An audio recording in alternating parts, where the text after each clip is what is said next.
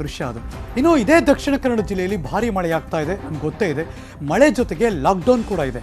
ಆದರೆ ಶ್ರೀ ಕ್ಷೇತ್ರ ಧರ್ಮಸ್ಥಳದಲ್ಲಿ ಮಾತ್ರ ಭಕ್ತರ ದಂಡು ತುಂಬ ಸಂಖ್ಯೆಯಲ್ಲಿ ಬರ್ತಿದ್ದಾರಂತೆ.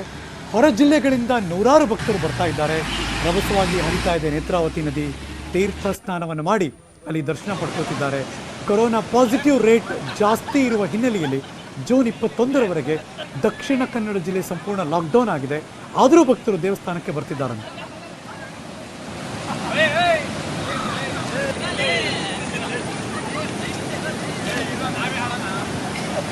ಮತ್ತಷ್ಟು ಮಾಹಿತಿ ನನ್ನ ಸಹೋದ್ಯೋಗಿ ಕಿಶನ್ ಶೆಟ್ಟಿ ದೂರವಾಣಿ ಸಂಪರ್ಕದಲ್ಲಿದ್ದಾರೆ. ಕಿಶನ್, ಲಾಕ್ಡೌನ್ ಇದೆ, ದೇವಸ್ಥಾನ ಓಪನ್ ಇದೆಯಾ, ಭಕ್ತಾದಿಗಳಿಗೆ ಎಂಟ್ರಿ ಇದೆಯಾ, ಅಥವಾ ಇಲ್ಲದೇ ಇದ್ರೂ ಜನ ಬಂದು ಕೈ ಮುಕ್ಕೊಂಡು ಹೋಗಕ್ಕಾರು ಬರ್ತಾ ಇದ್ದಾರಾ?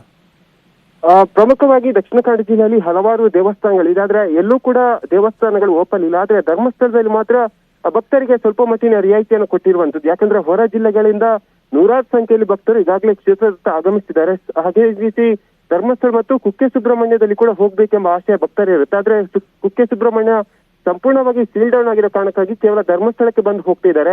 ಆದ್ರೆ ಒಂದು ನೇತ್ರಾವತಿ ನದಿಯಲ್ಲಿ ಬಹಳಷ್ಟು ನೀರಿನ ರಭಸ ಕೂಡ ಇದೆ. ಆ ರಭಸದಲ್ಲೇ ತೀರ್ಥ ಸ್ನಾನವನ್ನು ಮಾಡಿ ದೇವರ ದರ್ಶನವನ್ನು ಪಡ್ಕೊಂಡು ಹೋಗ್ತಿದ್ದಾರೆ.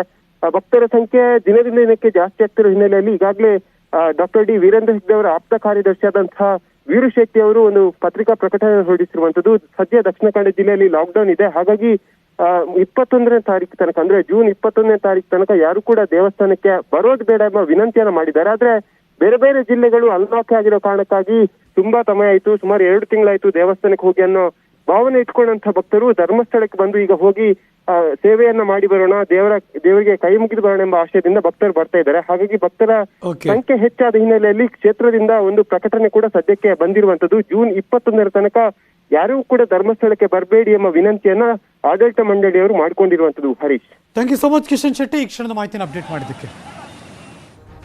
ನೆರೆಯ ಮಹಾರಾಷ್ಟ್ರದ ಘಟ್ಟ ಪ್ರದೇಶ ಹಾಗೂ ಬೆಳಗಾವಿ ಜಿಲ್ಲಾದ್ಯಂತ